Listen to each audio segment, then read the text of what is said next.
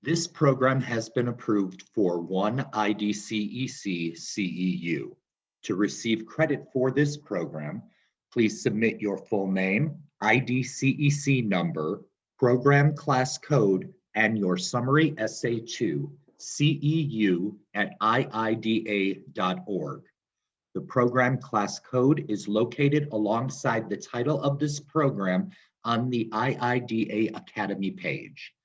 For a certificate of completion to use toward another certifying body, please submit the same information to ceu@iida.org. Thank you.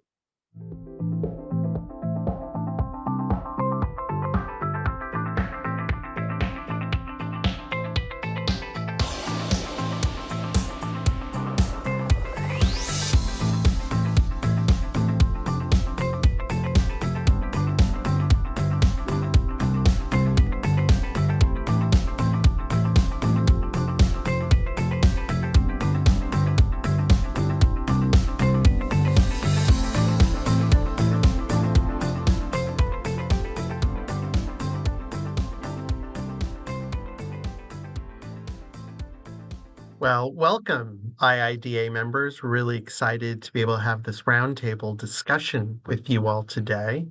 The title of our conversation is Inclusive Design, Nothing About Us Without Us. And my name is Tom Polucci. I'm the firm-wide Director of Interior Design for HOK. I'm going to ask my colleagues that are joining me today to introduce themselves. We'll start with Jessica. Thanks, Tom. Hi, I'm Jessica Bantom. I'm the Global Leader for Equity, Diversity, and Belonging at DLR Group. Thanks, Jessica. Hey, Valerie. Hi, Tom. I'm Valerie Jardon, and I am the Strategy Director for IA Interior Architects. Happy to be here.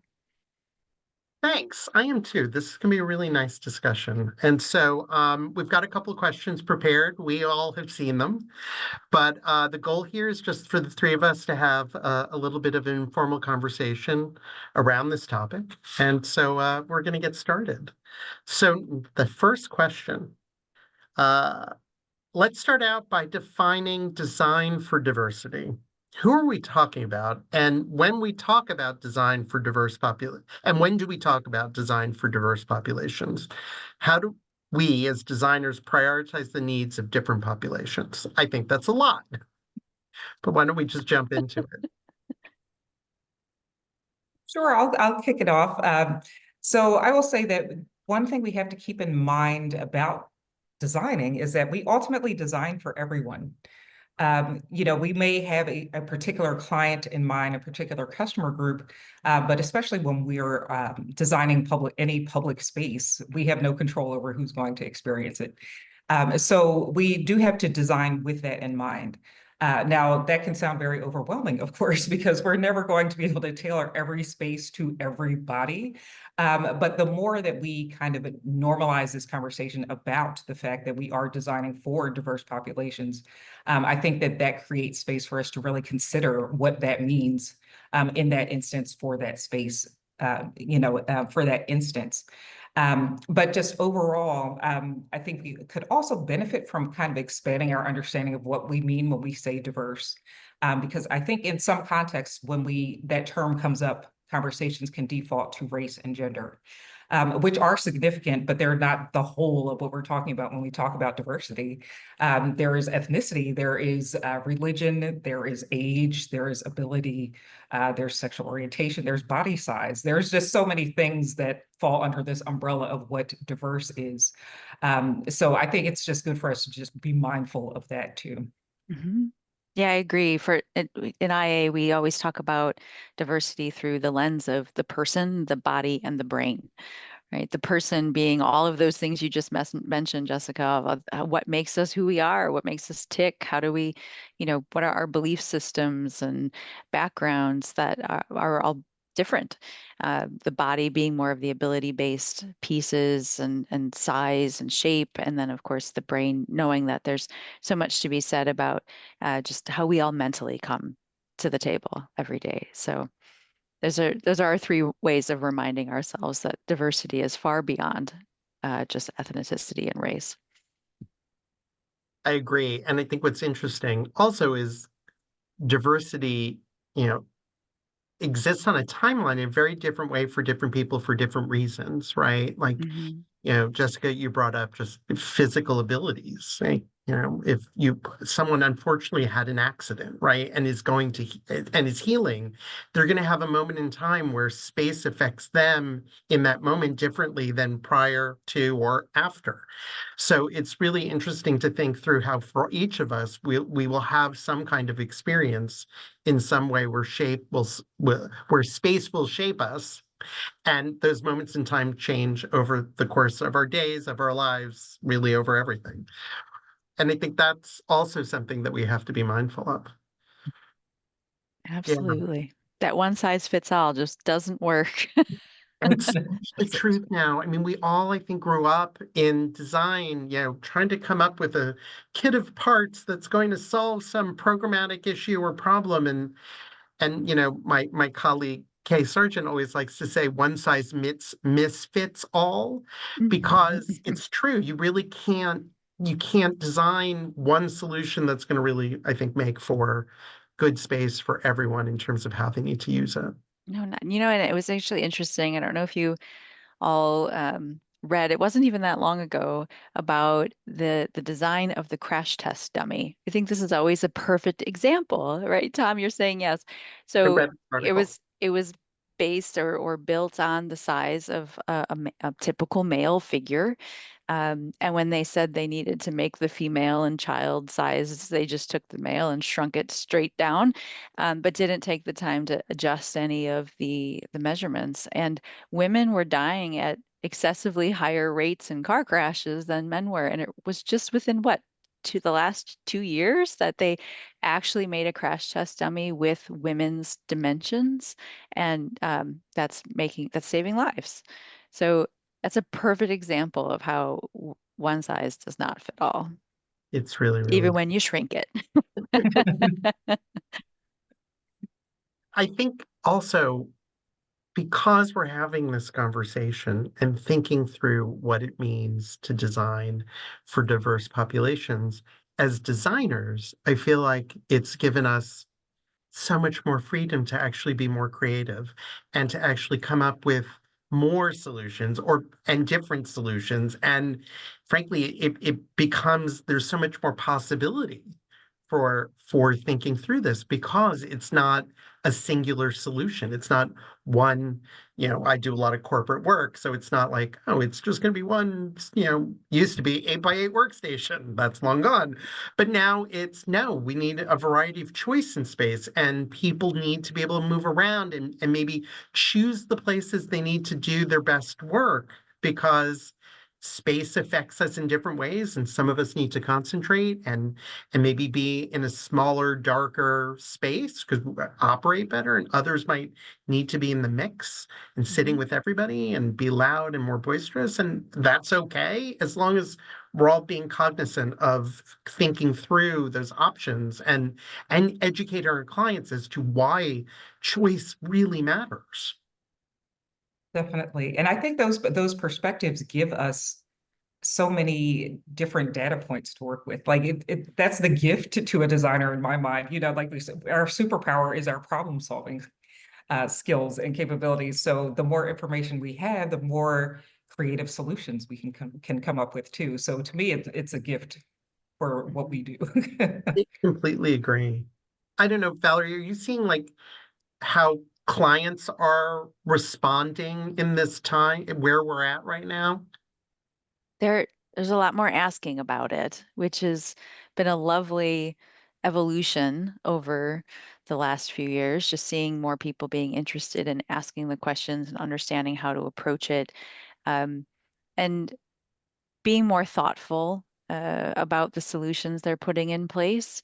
One of the conversations that comes up all the time, if you're talking to somebody that's just in, from a facilities standpoint, is something as simple as a sit to stand desk, right? There was a huge shift for those, and everybody wanted one, and then they put them in, and they paid extra, and they ran the electricity, and then they all complain. Well, we put in desks and no one uses them. We don't see people standing. And I'm always quick to remind people, but it helps with everybody's ergonomics. It's getting everybody the right scaled work surface and allowing that. So they might not be standing, but trust me, they're using the desk, right? So it's just constantly I think as a designer, as a strategist, working in with clients, it's constantly reminding them of you're making small changes that are creating big impacts, even if you don't necessarily see it. And that's the thing that's always hard, right? Because people want to see that what they've done is creating change. So I don't want people to lose the momentum that they were happy to ask for it, but then they don't see stuff being used. So it's not always bad. Jessica, do you have a point of view on that? Yeah, and I think it's a matter too of just reminding them that the flexibility alone can create a different kind of feel and experience for people in a space. Mm. So it may not be just like you were saying, Valerie, it may not be the fact that you see everybody standing, but as someone who's 5'10", the ability to raise a desk a couple inches makes a very significant difference. Mhm. And that flexibility can help them adapt as whoever's occupying the space changes over time. So if there's one particular space, maybe different occupants will be there over time. They already have those mechanisms in place to be flexible and adapt to that. So I think that that's a great conversation to have with them, for them to start thinking kind of longer term too. And then also just thinking about how different options can just make people feel welcome in spaces, and just make them feel that it's someplace they want to be, which at the bottom line, I think that's what anybody wants. So that they want to keep leasing, they want to welcome other people into the spaces, et cetera, et cetera. So there is a kind of direct correlation between this flexibility and understanding of how people use space, and kind of tying that to a bottom line in terms of what you're really investing in.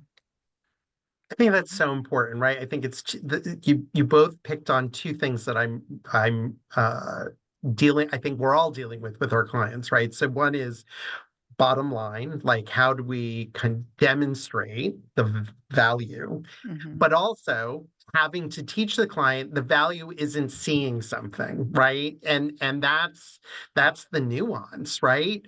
No one's going to know if you adjusted that desk 4 inches up or down, but that 4 inches makes a big difference for somebody. You can't necessarily manage a group of people by the fact that you're seeing them in action. You have to say, and so much of what we do now when it comes to thinking through inclusive design is also helping HR and leadership to train their managers to kind of operate in their leadership style and their management style in a different way. Hey, it's okay if person X made their way across the space and is sitting in a phone room, busting a move, trying to get their work done because they're in a better place and they are being more productive for you because they're not sitting in the middle of the open and it's the cacophony of sound is too much for somebody. So we're at such an inflection point of trying to get people to understand space, but also understand we got to operate differently and we got to train ourselves to think about how people are doing their things in different ways. Sorry, I'm on a soapbox. Just had a client meeting today, so okay. Let me It's go to the hitting next home. question. Right? The next question we have for ourselves is what do people get wrong about designing for diverse populations? Oh, it's the assumptions and biases. Ooh, Agreed.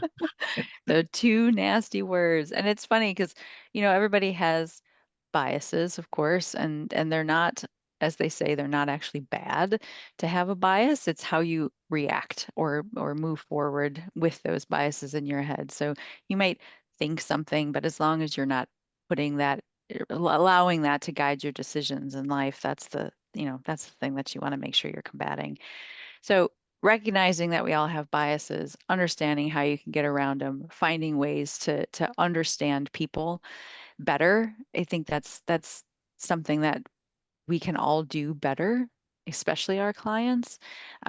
Whether it's a generational conversation of I've always done it this way, why don't they want to do it this way?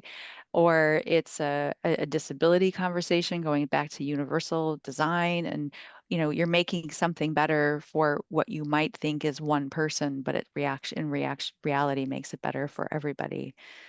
And I had a client once who had this great quote. She was wheelchair bound, and she said, she was working officially in a universally designed building, and she said, for the first time in my life, I actually feel like I am not disabled.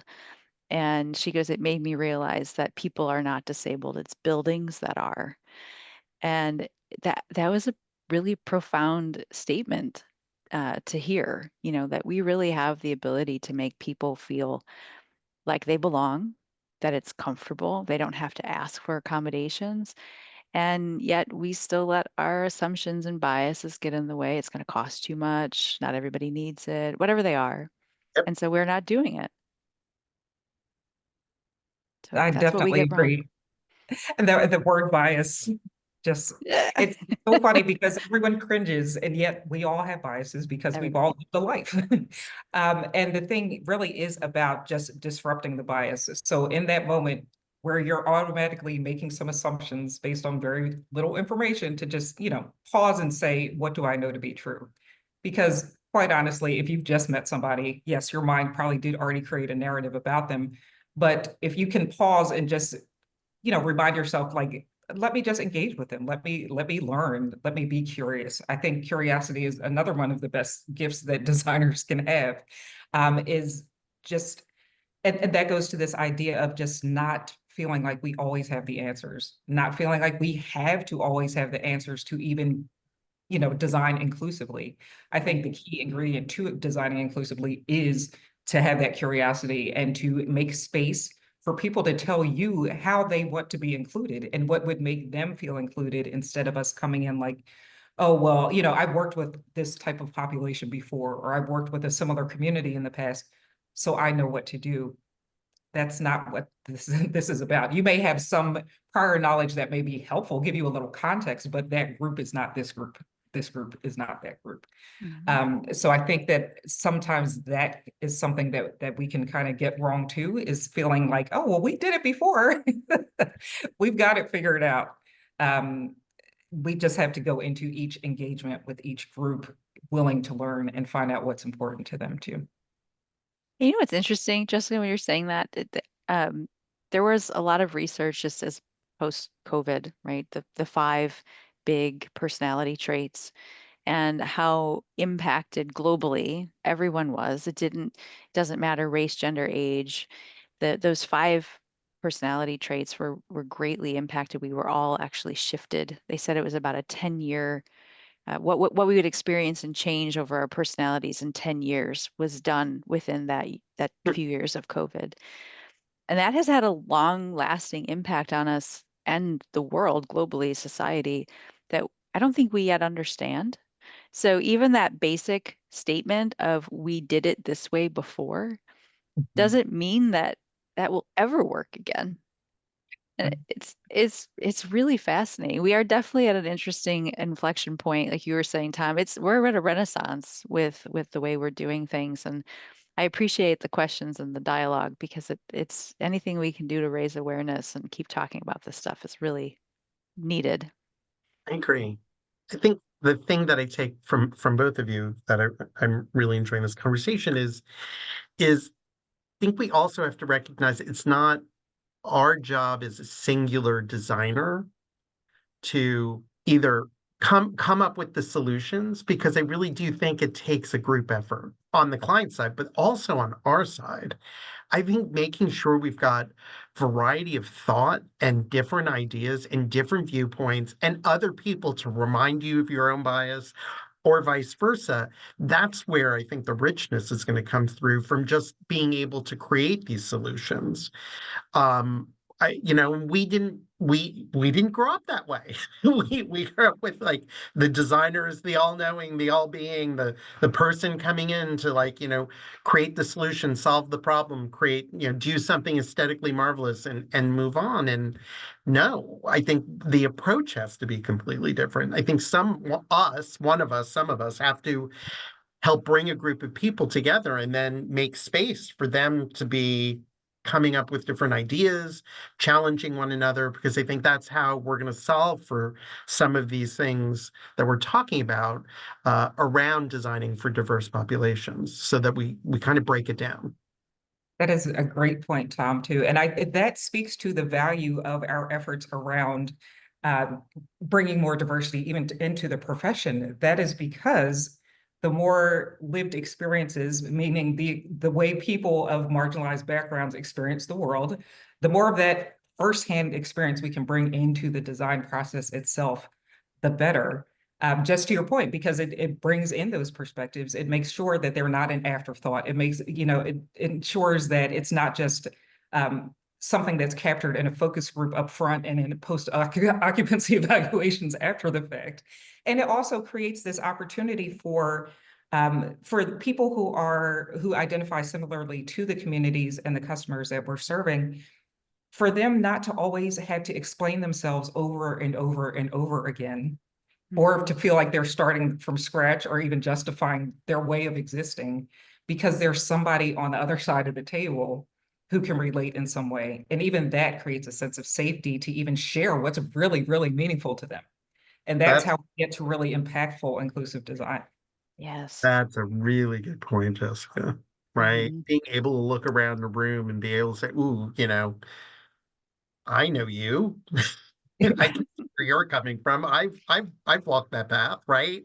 Yeah. That's so hard right now in our profession, because there aren't enough folks of color, enough folks, that are coming from a different kind of physical manifestation in our profession. Right. And that's the challenge. And I think, if, to Valerie, your point, we can't go back. We're not We don't looking want at to. things, we're No. right. And not looking to like what it was before COVID. Everything has shifted. And I think that means we collectively, as leaders in this profession, have to figure out a way to make sure we continue to shift, bring more voices into the process, bring more voices into the profession that are going to give us those valued vantage points that we don't have. Yes. Data, get it, collect it, measure it, track it, learn from it. Oh my gosh. Agreed. All right. Another question. How do you talk about design for diversity? How would you like to hear designers, this is good, and those who shape the built environment talk about it? So kind of building on the conversation we're currently having. Yeah, well, for one thing, I just love to see us just normalize it. This should be as common a topic in the course of a design process as anything else. Even look at how sustainability has become a common, part of our dialogue. So should identity. So should diversity and the different ways that we're all experiencing spaces. For one thing, I will say that only really starts if we just start doing it. That's one of those things where I think sometimes there's a hesitation to explore those topics, like, oh, well, we're not diverse enough as a firm or an organization to start having those conversations, or we're not ready, we need to learn more. We're only going to learn if you get started. Like, the excuses are not helping anybody.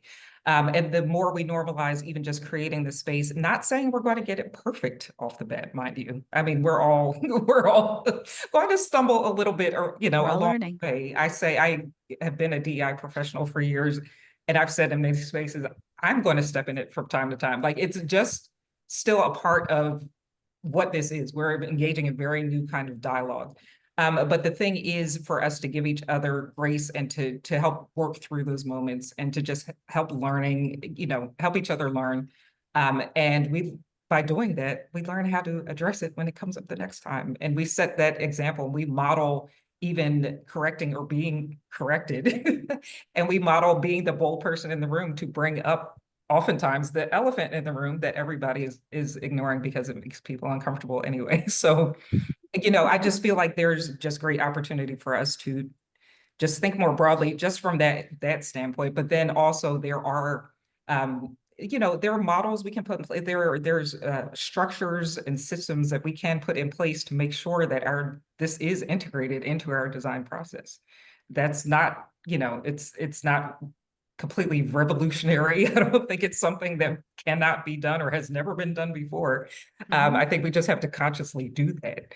And I think also as a profession, we could benefit from doing that on a broad scale.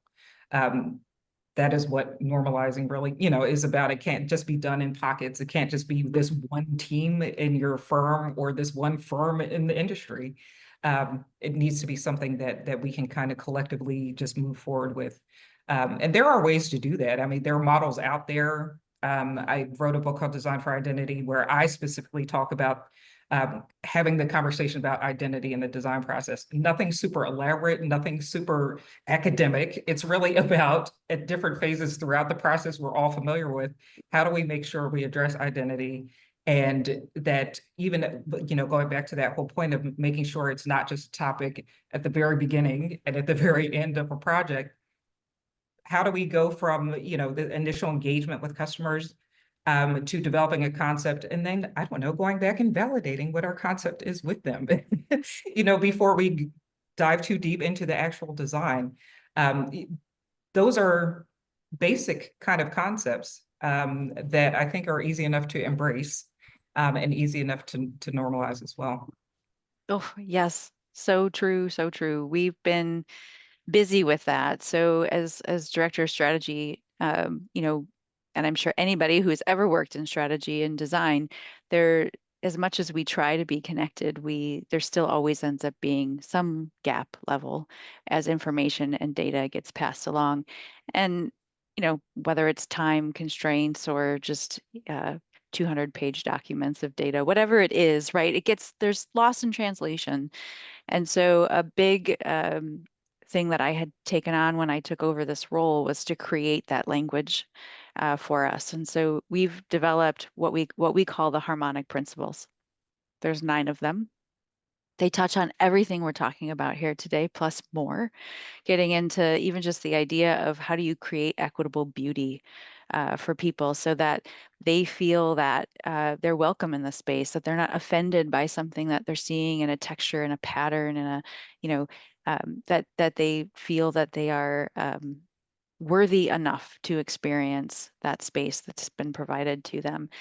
So there's a whole gamut of things that are worked into that, but a big part of the development of it was to be able to not only summarize what we find in strategy so that it's clear and is tied back directly to a client's values, but then also provide a document that's very simple for the design team to now take and really embrace and continue then to tie it back to science. So every one of our 9 principles is rooted in findings across neuroscience, anthropology, sociology, psychology. Everything's been vetted by a third party peer reviewer. And it allows us then to track on the back end exactly what you were talking about, Jessica, getting that data on the back end, because otherwise we're just designing in this vacuum and we keep putting things out there and we think it's working. And very rarely do clients want us to come back in to do a post-occupancy. So finding ways to set up metrics that are out that don't rely on just survey data, so that we can understand how things were working and how did we really move the needle. And we can't measure productivity, that in knowledge working, that's very difficult, but there's so many other things that you can measure. And so that's really truly the goal of the harmonic principles. And it allows us then to have a very succinct platform that we can get out to the entire firm that people can leverage and use. We even turned it into our own AI so that people can interact with it in an AI form and ask it questions. But at least then that way it's usable. And that's the key word, right? You can do all of these different things, but unless it's usable, people who are crunched and needing to get to that design solution fast and hit that deadline and stay on budget, they're not going to want to learn something new or implement something that they haven't tried yet. So that's what we're trying to combat with that whole process.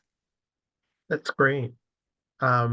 That's really wonderful. And I love the fact that you could be so succinct in describing it, which means your organization has the ability to really get that kind of implanted in everybody, right? And start to kind of own it and absorb it and use it.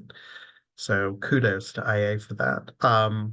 What I really like about what we're talking about between both Valerie and Jessica is we're not talking about reinventing the wheel here.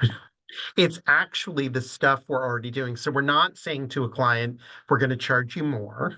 No, We're exactly. not having to add, special talent or people into a process.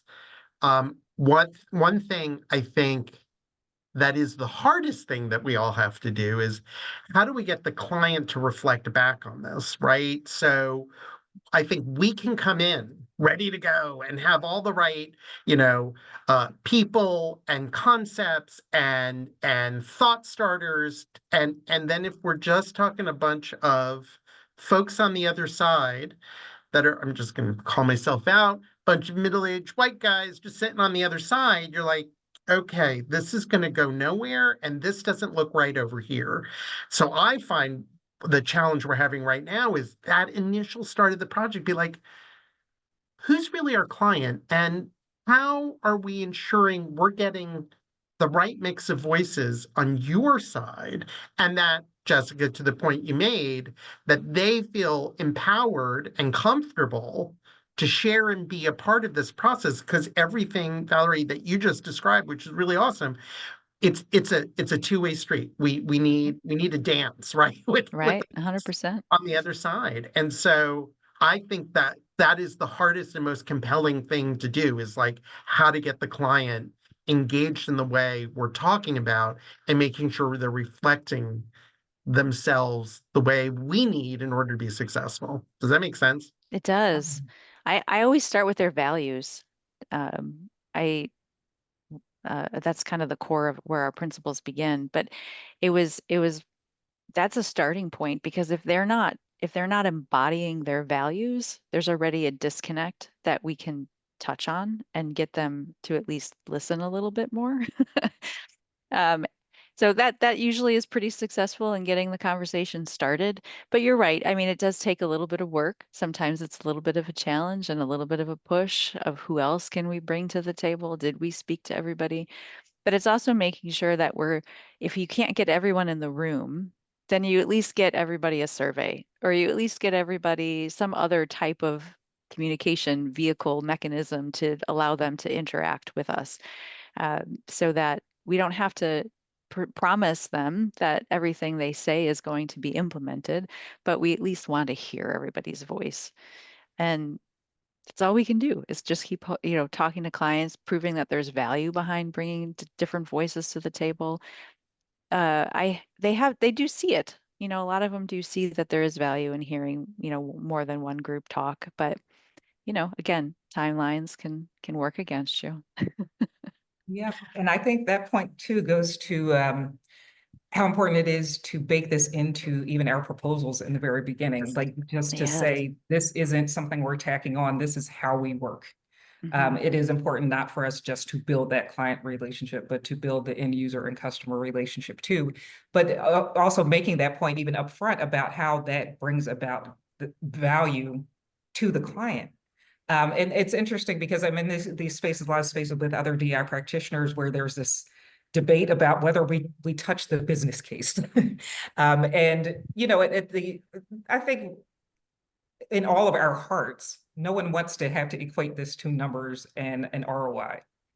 But at the same time, looking at who's on the other side of the table, just like you said, Tom, sometimes you have to spell it out in that way too. So I think all of this even goes into building what is your strategy you're even proposing from the start. And how do you frame the value of that connection, even in your proposal? This is what we do, and this is why. And this is the value that it will bring to you. And these are the outcomes that you could achieve through this. And, also kind of painting this picture that the end product, or the win isn't just a pretty space or a pretty building. It is about how are people going to use and experience that space, and that experience also can equate $2 for this client. So, I think we just have to be conscious about connecting those dots and really preempting this, as opposed to it also being this thing like, oh, we want to work, like, oh, by the way, we might want to get in front of X, Y, and Z group. Like, no, we're incorporating that into our schedule. It's already part of what we do. It's part of our fee. This is what we already accounted for. And I'm saying this, of course, knowing that that represents a change in the ways that we've done a lot of things. Sure. Once again, if it becomes more of a normal thing, then we can kind of collectively across the industry start setting those expectations too. Are you both, Tom and Jessica, are you both seeing more clients looking for the why? There's a lot of people that are asking about the why. So this is a good answer to that question. Tom, I know I see. Absolutely. And the chance to, I love, Jessica, the way, you're spelling it out. Like, yeah, it's the RFP came in, your response, you're building it around this. Yeah. I love the idea. And I just did this recently. Like, yes, this is how we're going to do this. Here's how we'd like you to consider doing this too, right? Like, kind of seed it way up front. Like, we need to engage with people. It can't be a one and done thing. It can't be, to the earlier point of like, we did visioning, and then we're going to do post occupancy, and there's 22 months between those two things, right? Like, or even longer. I think the ability to have a process spelled out where we collectively as professionals can say, there are these moments in this process where we need to create real engagement and get feedback and create moments and opportunities where people can freely tell us what's going on and give us time also to react, right? We need, we might have to redesign something. We might have to think about doing something differently. We got to make sure that there's room in a schedule. Valerie, you were mentioning that earlier, that, we can accomplish these things. Yeah. And this is where technology gets exciting, right? Yeah. Because there's some of these things can be leveraged that I think we need to push ourselves to embrace some of these new techs and AI offerings and things to make us work smarter and harder and faster, so Mhm. that if we don't have the time, we can create the time. And that way there's no excuse anymore. Yep. Yep. And to that point too, and I think that the time that we can kind of save on the technical side of things gives us more time for the personal human interaction piece of it. That could be an argument that's made too. And Tom, you had asked our clients asking more of this, as depending especially on what sector you're engaged in, it may be a part of the actual RFP itself. Like, Mhm. how are you going to engage? What has been your history of doing this, and what outcomes have you achieved through this? Which also goes to that point too about how do we gauge success of a project in the very end. It can't just be about, we check the boxes in terms of function, like it looks really pretty. And it can't just be numbers. There has to be some qualitative element and component to it as well. And that's, the customer engagement up front is how you start building that relationship to even get the insights, and then also to get that feedback at the end. Because we can say all day that we did a great job, but if the people who have to inhabit the space don't agree, we haven't quite done it. It won a design award. Yeah. Right. I mean, But everyone hates being there. that matters, but at a certain level. I think what's really interesting about what you're both talking about, this idea of using technology, AI, front end, right? Hey, as professionals, that's where maybe we're going to be able to earn more fees, higher value fees, more dollars, because that's the time we're spending that's probably the most crucial, other than making sure we're designing something that's to code, the egress, that we've coordinated everything successfully and well. Table stakes, we all have to do that. But if we can push stuff up to the front end and get higher dollars as professionals for that level of engagement, we'd be all better off. Mm-hmm. We just had a whole conversation with a client that put out an RFP, had a minimal level of pre-design services, put in some fees, and they came back and said, everybody's providing that for free. Why do you have a cost? And I'm glad they asked the question because we were able to actually have a dialogue with that client, show them what they were going to get out of it from a value perspective. And they went, oh yeah, that makes perfect sense. And we were awarded the work and we got extra time. They gave us extra time to actually be able to do it properly. This is why our consulting clients, I mean, I'm talking like the KPMGs and the Deloittes, I mean, that's high value, high dollar earning time. And that's what we're bringing to the table. You're absolutely right. We should give it away. Sorry, that was my soapbox.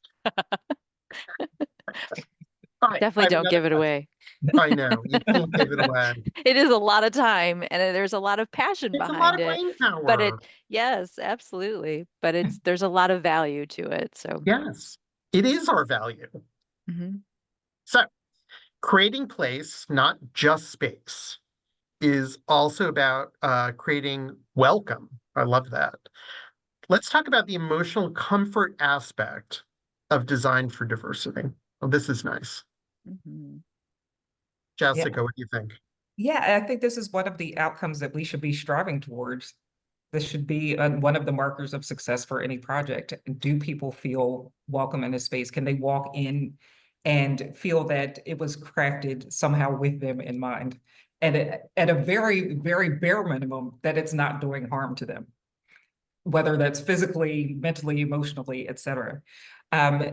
So I think that it's great that this is even coming up. I hope it becomes a broader part of conversation, to really start thinking about what signals welcome to different populations in the spaces that we're creating. And there are so many different ways, it could be from having a certain type of entrance that anybody can access to being mindful of the imagery that's on the walls. Like it's such a range. And I think just also having awareness of what that range is really critical because that gives us just more tools in our toolkit to enable this. And this also goes back to the idea of how do we gauge the success of inclusive design? We may have made a design decision that we think will make people feel welcome. Did it actually resonate with them? So, the work isn't all about us patting ourselves on the back like, well, we thought about it. And, it was something that was on top of mind for us, but ultimately it doesn't actually land. We haven't quite done it right. Right. That's a really, really good point, Jessica. Valerie, what are you thinking? The only thing I would also add, because I completely agree with everything you just said, Jessica, but it's also um, that sense of purpose. Um, I think a big part of feeling welcome is that yes, you belong, but I'm there for a reason. I'm contributing something that's making my day and everyone around me better. That I'm in control of my environment, whether it's something as just simple as having user control or personalization at your workspace, which is now might be shared, by everybody. But taking time to give people some of those moments back so that they have that sense of purpose and belonging together. I think they're a united front. Um, and with this, a lot of the hybrid workplace shifts, right? We see a lot more desk sharing coming out of it, and then people don't understand why folks don't want to come in. You've removed all of that sense of ownership, of purpose, and that sense of belonging for people. So being cognizant of that, I think, is going to help really create that welcome that you're talking about. Yeah, I think this is the hardest thing we do, right? This is the most untangible, tangible thing we need to try to grab or put our hands around. And I guess for me, it's if you get to the point that you've created a space that is purposeful, that gives people a sense of ownership, I think it's also if they're prideful, which isn't bad. Like if they are excited, like they have this connection to space. Like one of my favorite things is like if you brought your mom to work, right, and you want to show this thing off, right, or to wherever that space might be, I think that means it's created some kind of an emotional connection to that individual, right? And if we can achieve that, I think that's the golden moment. And it's not easy, and it's not going to be true for everyone, but gosh, if you could get there. I worked on a project, this was 1,000 years ago, and it was for school medicine. And, those projects take years in the making. And we're at the opening, ribbon cutting for the building. There's a dinner. And there's the second year medical student who's the president of the class describing the building and how he and his classmates function in the building. And honestly, I started to cry because this kid was not there when we started this project, but he got it. And he was so excited by what it did. I was like, oh, this is never going to happen again in my career. Like, you make a connection with you. We help to shape a space for a group of people, and for them to be innately understanding of how it's used and what it means. That's the ticket. That's rare. That is true success. Yeah. It's not always It's awesome you experienced it, Tom, because that is a good feeling when I you, never forget. It's like in an atrium, we're all like, everyone's nicely dressed. Like, I'll never forget it. Anyway, couple more questions before we wrap up. Another question. How can we create a baseline, air quotes, of design for diversity so that there is an expectation from clients and end users that we will have met a standard of creating a place that serves and welcomes everyone? I kind of think we've touched on this, but let's visit this. Who wants to start? Well, I mean, baseline for us is going to be just, trying to have a standard set of measurements that we can always share. I think it's important to be able to benchmark clients, right? To be able to talk about, this is what your competitors are doing. This is what things are looking like. This is what they were a year ago. This is where we're at now. These are trends. Those are all really valuable points that we share with clients and that they seek us out for, because even when they have internal design teams, they're interested in hearing our perspectives on that, because we have so many more touch points across different organizations. And I think when it comes to designing for diversity, we do have to have those same measurable types of mark and share back out with our clients as we're working with them. So I go back to our principles, but that's what we're going to be using as our benchmark moving forward. Very good. And it's funny, I actually am just wrapping up a 2-day meeting with other DEI leaders across our industry, in architecture. And it was interesting to have this conversation with them, because first of all, this was our inaugural kind of gathering, which was amazing. And also to me kind of is that this indicator that hopefully we'll be going in that direction, just like you were saying, Valerie, like that we can identify and articulate, what these measures are. How do we standardize them? How do we create something where there's some kind of like consistent index that we're using across projects, across, firms, everything, so that we're making sure that this is consistently embedded into what we do just as a profession. And that idea is so exciting to me. And I think that the more that we can also kind of collaborate on what that looks like, I think the better the actual end result will be. And collaborate among ourselves, and then also have those conversations with our customers, with our clients too, because it's also going to have to be something that kind of meets their expectations as well. We can measure ourselves against ourselves to a certain extent. But ultimately, if it's not meeting the needs and expectations of our clients, that's another conversation to have. But I think if we can achieve all of that, then we will be putting ourselves and ultimately our customers and end users in a good position.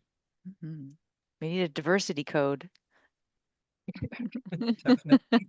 Yes, we do. Sure. I mean, we do. I mean, we didn't do it very well, right, when we think through American for Disability, ADA, because it's a civil law, and how much of how much have we as a profession really, really embedded what we should be doing into the work we create?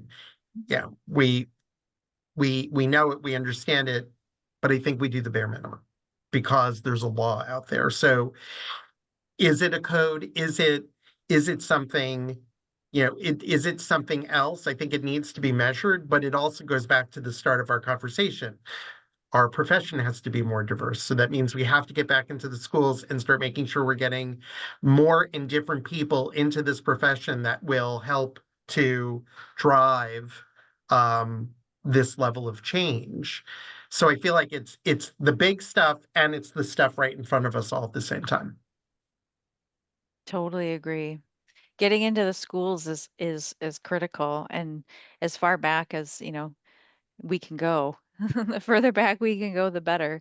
Um, it's it takes a village, and it's going to take all of us to make a really big difference. And while I agree with you about bare minimum equals code, it's also like it starts the conversation. That's why lead was so successful. The well, fit well, all the different check the box. We like checking boxes. It equates to a win for us. So at least it gets the conversation And I going. think that's the thing to compare it to. I agree with you. Like lead and well is helping to change building code, right? It's Right. not the other way around.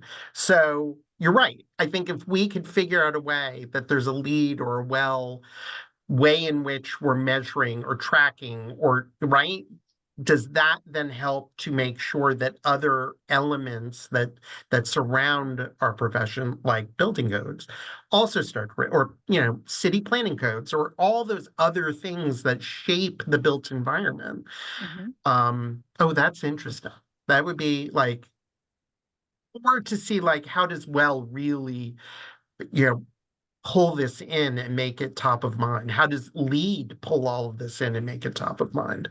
It just Yeah, can't because be equity driven by is one money. of, oh, That's my soapbox, Tom. It can't be definitely. driven by money. No, it can't. Make the Definitely. checklist free. Yes. And equity does thread into well and lead as well too. Does. That it's Yeah. something that's not new. Even in those spaces. So how can Yes. we maybe even pull from there and come up with another dimension even to those measurements? And Yeah, I'm sorry, I mean interrupt. now, and I just want to touch on too, Valerie, you brought up education. The professionals of tomorrow have very different expectations around equity. yes, they do. And I got the opportunity to teach a course on my book last fall. And it was just so exciting to have that conversation with these students who were hungry for that. They're looking for the proof. They're looking for accountability. What is the industry doing? And what industry am I preparing myself to enter when these things are important to me, but I'm not seeing it reflected there? So we have to bridge that gap. And I honestly, I was partially motivated to write my book because I had found out about a course called Design Justice that was being offered Yeah. at the University of Houston. And it just started making me more aware, like, oh, okay, so it's not just the fact that these things feel important. There is a demand for it. I believe at one point there were over 200 academic courses across programs that were related in some way to equity. And once again, we can't be preparing the professionals of tomorrow in these courses in these classrooms around these concepts that they're not going to see when they show up for interviews. And to the other side of that, organizations have to understand they're coming in with expectations. And if you don't have an answer for them, you're going to lose them. Mm-hmm. So that I think that can be another driver for us to also to recognize the importance of this. This is our future talent pool. This is also going to be our future customer base. So we have to be able to point to real outcomes and not just a statement on a website that says that we're really embedding this, we're really serious about it, and we are making change. We're actively making change.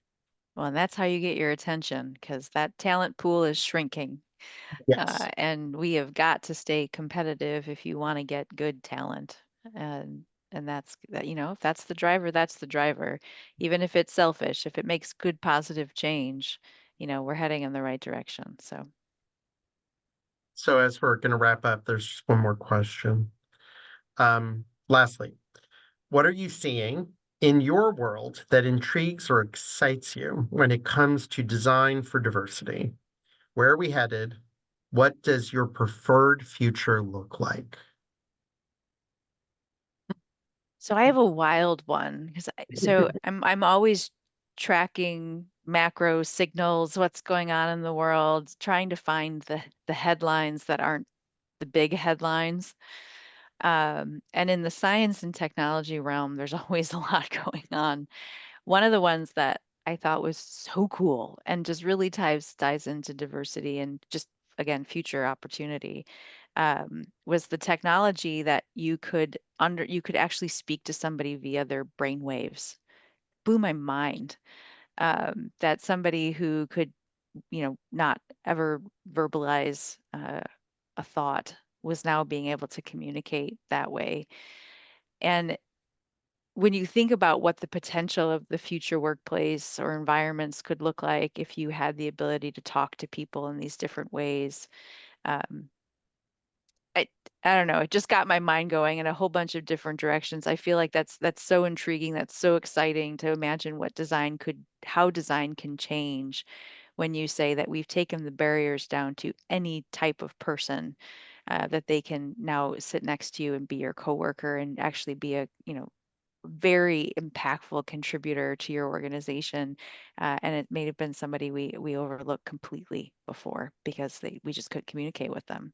That's what's so exciting to me. I want That's great. Thanks, Valerie. Hey, Jessica, what are you thinking? Well, I will say too, as I mentioned earlier, I'm just coming out of this meeting with DEI leaders across architecture firms. And the fact that the conversations happening on a broader scale is what's exciting to me. And honestly, even being in the room and hearing what other organizations are doing about this. And I will say too, I don't know that I expected this to kind of bubble up, like how we're actually addressing it in the practice of design, not just in the context of our culture, which is also important, but it really in the ins and outs of how we design. That was really exciting to me. And to me, that was a good indicator that there are many things happening. And if we're really starting to bridge these gaps in terms of communication and collaboration, that we can create things that are more standard and that bring more perspectives into the conversation about what inclusive design is, what it looks like, how we practice it, how do we standardize it, how do we incentivize it, how do we weave it into performance structures, all of those things. And I think that, once we just really start, like I said, normalizing it. I know that's like my huge thing, my huge thing about all of this. Just really starting to make sure it's a part of every conversation that just makes space for so many different ways for us to figure out how to put it into practice and to learn from putting it into practice. This could go so far, it could really shift, really revolutionize the practice of design and the outcomes that we're creating, which is necessary because even in the US alone, we'll be majority minority by the 2040s. That means we need to keep up as a practice of design with the changes and the cycles of society and the face of our culture.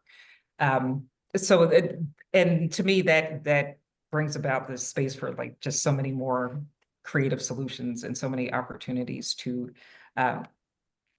collaborate, to learn about each other in the process of building for each other too. That's powerful.